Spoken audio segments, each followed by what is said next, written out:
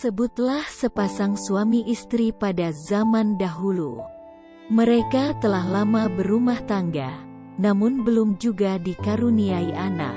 Suami istri itu senantiasa berdoa dan memohon. Pada suatu hari, permohonan mereka dikabulkan.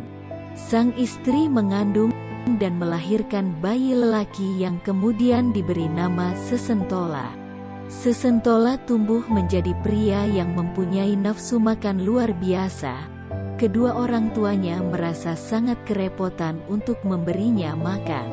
Setelah keduanya berembuk, keduanya sepakat untuk membunuh anak mereka itu agar kehidupan mereka yang miskin tidak bertambah miskin serta repot. Pada suatu hari, sang ayah mengajak Sesentola untuk menjala ikan di sungai yang banyak dihuni buaya ganas.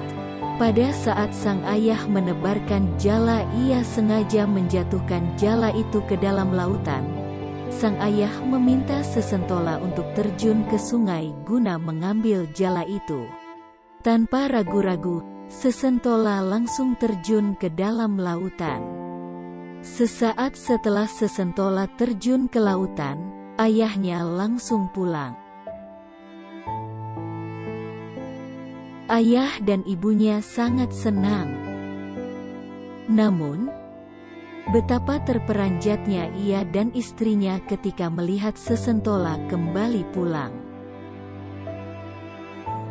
Niat untuk melenyapkan Sesentola tidak juga pupus. Kedua orang tua Sesentola merencanakan sesuatu untuk melenyapkan Sesentola. Suatu hari, sang ayah lantas mengajak Sesentola untuk menebang pohon beringin besar.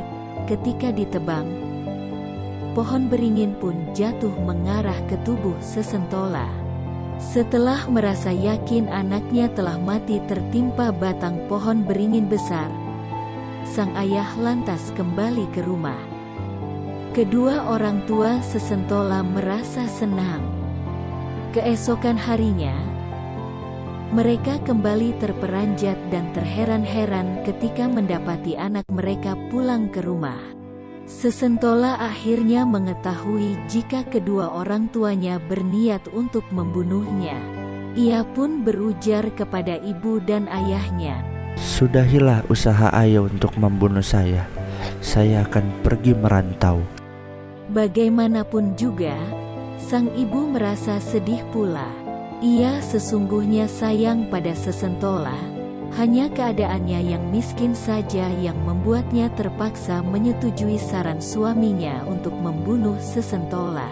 Keesokan harinya, ibunya memberikan 2 senjata pusaka untuk bekal perjalanan Sesentola. 2 senjata pusaka itu berupa tombak sakti dan gelang. Sang ibu mengatakan, jika tombak sakti bermata 3 itu dilepaskan dengan iringan ucapan sasaran yang hendak dibidik, maka sasaran itu akan telak mengenanya.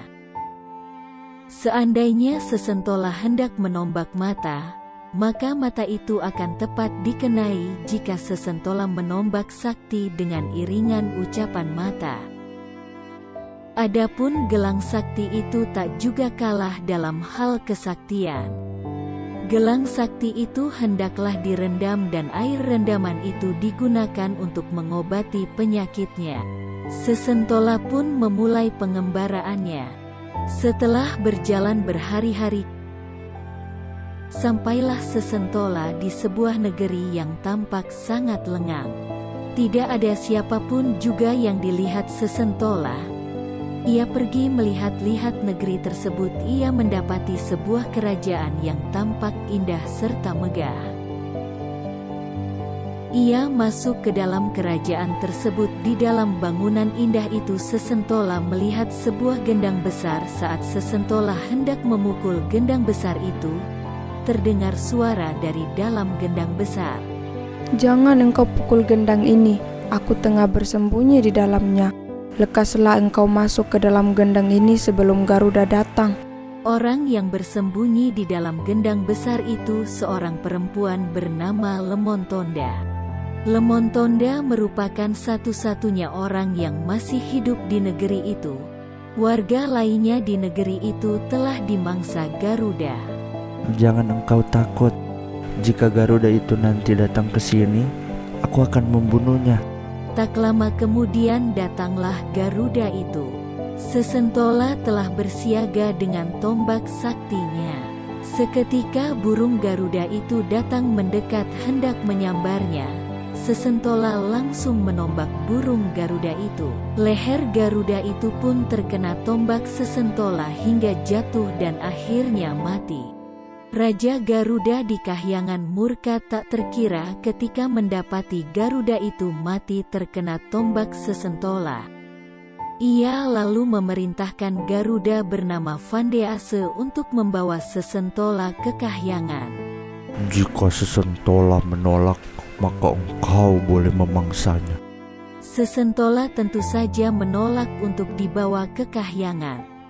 Ia bahkan menombak Garuda bernama Vandease pada bagian keningnya. Vandease pun terjatuh dan mati terkena tombak sakti Sesentola. Raja Garuda kian murka. Ia lantas memerintahkan Garuda bernama Vandebuluva untuk membawa Sesentola ke Kahyangan. Vandebuluva jauh lebih ganas dan perkasa dibandingkan Vandease. Lemontonda keluar dari dalam gendang itu. Kedatangan Vandebuluva telah disebutkan Lemontonda kepada Sesentola sebelumnya. Garuda bernama Vandebuluva langsung menuju Sesentola. Sesentola tidak terlihat takut. Sesentola mengarahkan anak tombaknya ke leher Vandebuluva. Beberapa saat kemudian, Vandebuluva akhirnya jatuh dan mati. Keadaan negeri itu pun akhirnya aman dan damai. Sesentola kemudian melamar Lemontonda. Lemontonda bersedia dinikahi Sesentola. Akhirnya mereka berdua hidup bahagia.